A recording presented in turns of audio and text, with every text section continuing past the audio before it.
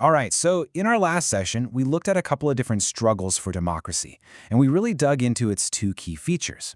Today, we're going to take that whole idea and zoom way out. We're talking about democracy on a global scale. So, here's the big question. We've seen more and more countries embrace democracy, right? You can see it on the map.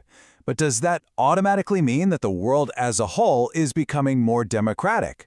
Or is it possible for some powerful countries to kind of play by their own rules on the world stage? That's the debate we're jumping into today. And this debate really comes down to two different ways of looking at things. On one side, you've got a pretty straightforward idea. Hey, if you have more democracies, the world becomes more democratic. Simple math.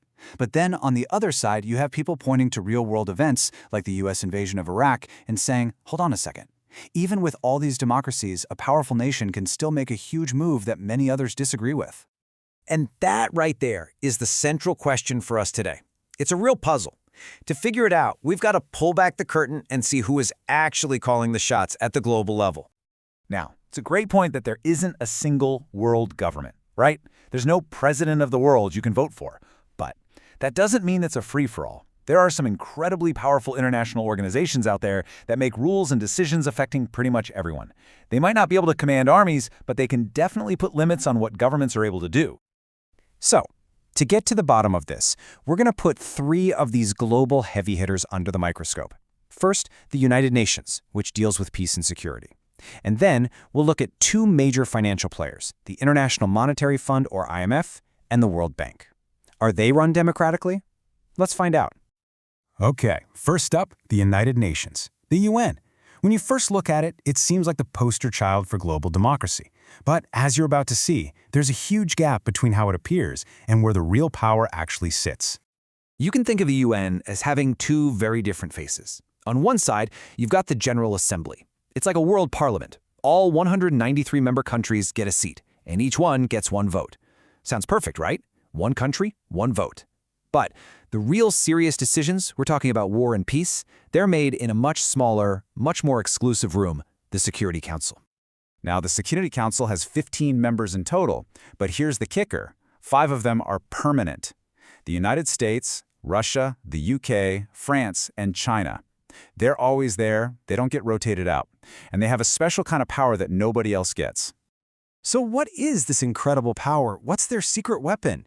It's not just about having a permanent seat. It all comes down to one little word that can literally stop the world in its tracks. It's called veto power, and it is a huge deal. This means that if every other country on the Security Council, say 14 of them, agrees on something, but just one of those 5 permanent members says no, the whole thing is off. The decision is blocked. Just think about that. Wait, is it fair that one country can basically overrule everyone else? It's a deeply undemocratic feature, and it's sitting right at the very heart of the UN. Okay, so political power at the UN is pretty concentrated. What about financial power? Let's do what investigators always do, follow the money. We're going to look at the International Monetary Fund, the IMF, and the World Bank. When it comes to the world's cash, does every country get an equal voice? Get ready for this number, 40%. That's how much of the voting power in the IMF is controlled by just 7 countries. See, in the IMF, your vote isn't equal. It's based on how much money you contribute. The more money you put in, the more your vote counts. And who are those 7 countries? The US, Japan, Germany, France, the UK, Italy, and Canada. They basically run the show. Meanwhile, the other 182 member countries have very little say in these massive financial decisions that affect their entire economies. So forget one country, one vote. In the IMF, it's really more like $1, one vote. The World Bank, it's got a very similar voting setup. But let's take a look at who's in charge. This cartoon is commenting on when Paul Wolfowitz became president of the World Bank. Now, he wasn't just some economist. He was a top official in the U.S. Defense Department and a major supporter of the Iraq invasion. So what do you think this cartoonist is trying to say about the World Bank and its connection to the U.S.? And that leads us to a really critical question.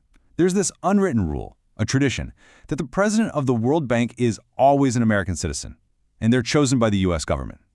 Now, does that sound like a democratic process to you? Or does it kind of suggest that one country has a little too much influence? So we've looked at the UN Security Council, we've followed the money through the IMF, and we've questioned the leadership at the World Bank. I think it's time to put all the pieces together and finally deliver a verdict on that question we started with. This cartoon, called International Games, really says it all, doesn't it? Just look at it. You've got this one giant football player with USA on his back, about to kick a ball that's actually the globe. And all the other players, representing other countries, are tiny in comparison. They can't do anything but watch. The cartoon is basically asking us, who's really running this game?